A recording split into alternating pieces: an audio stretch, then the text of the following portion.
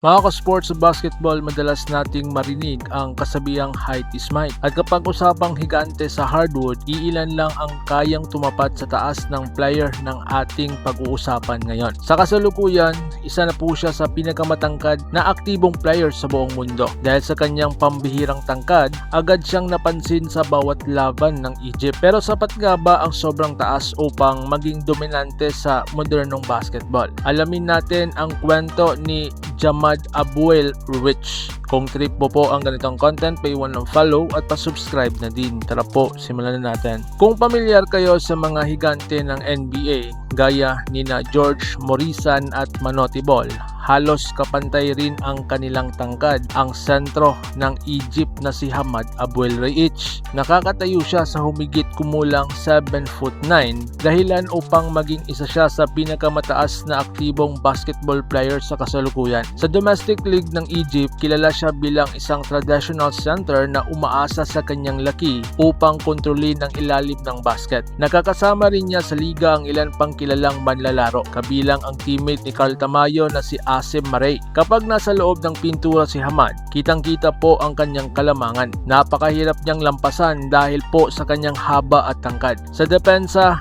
nagiging malaking hadlang siya sa mga gustong umatake sa ilalim ng ring. Sa opensa naman, epektibo siya sa mga simpleng close range finishes at offensive rebound. Ngunit sa modernong basketball, hindi lamang taas ang sukatan ng pagiging mahusay. Isa sa pinakamalaking hamon kay Hamad ay ang kanyang mobility. Dahil sa kanyang laki, limitado ang kanyang galaw sa depensa at nahihirapan siyang sumabay sa mabilis na ball movement at transition offense. May mga basketball fans pa ngang nagbibiro na tila nakasemento ang kanyang mga paa dahil hindi siya gaanong mabilis kumilos kumpara sa ibang centers ngayon. So ngayon, bakit limitado ang kanyang minuto? Sa FIBA World Cup African Qualifiers, hindi rin ganoon kahaba ang playing time na ibinibigay po sa kanya. Sa average na humigit kumulang 8 minuto kada laro, nakakapagdala siya ng ilang rebounds at nagagamit bilang rim protector kapag kinakailangan. Ipinakita nito na kahit napakalaki ng kanyang katawan, kailangan pa rin ng tamang sistema upang maging epektibo siya sa loob ng court. So ngayon, makakatulong ba siya sa international level? Sa international basketball kasi, mas mabilis ang takbo ng laro. Halos lahat ng kupunan ngayon ay gumagamit ng mabilis na transition,